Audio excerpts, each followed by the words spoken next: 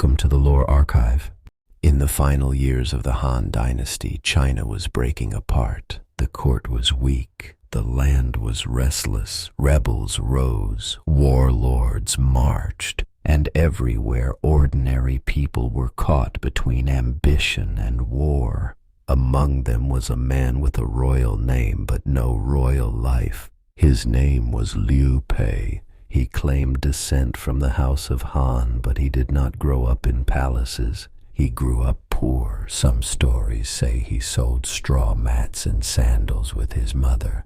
A man born with a great name but almost nothing else. No army, no province, no treasure, no throne, only a dream. When the Yellow Turban Rebellion shook the empire, Liu Bei stepped into history. He gathered men around him not through fear but through loyalty, and beside him stood two warriors whose names would become legend. Guan Yu, the blade of honor; Zhang Fei, the roar of courage. Later generations would tell of the Peach Garden Oath, three men swearing to live and die as brothers. Whether history or legend, the meaning endured. Liu Bei was never the strongest warlord. He was not the richest. He was not the most feared. Again and again he lost his base. Again and again he fled. He served under others. He was betrayed. He was defeated. He wandered from province to province like a man chased by fate. But Liu Bei had one power his enemies often underestimated. People followed him, not because he always won, but because he made them believe there was still something worth fighting for. While Cao Cao ruled with discipline and strategy, while Sun Quan guarded the south with inherited strength, Liu Bei built his future from loyalty, patience, and survival. Then came the turning point.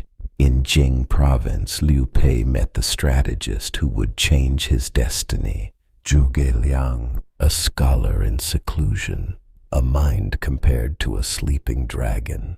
Liu Bei visited him not once, not twice, but 3 times.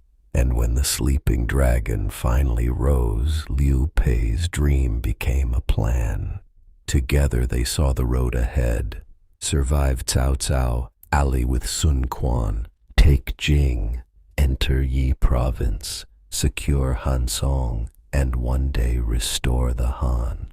At Red Cliffs, Cao Cao's great northern army was stopped. The south survived, and Liu Bei, the man who once had nothing, finally gained land of his own. He took Yi province, he claimed Han Song. He gathered heroes, ministers, generals, and loyal men around him. Guan Yu, Zhang Fei, Zhao Yun, Huang Zhong, Ma Chao, Zhuge Liang, names that would echo for centuries. But every legend carries sorrow. Guan Yu fell, Jing province was lost, Zhang Fei was murdered, and Liu Bei, driven by grief and rage, marched east against Wu. At Yiling, his army was destroyed. The dream of restoring the Han was wounded beyond repair. Old, sick, and defeated, Liu Bei retreated to Baidicheng. There, near the end of his life, he entrusted his son and his kingdom to Zhuge Liang.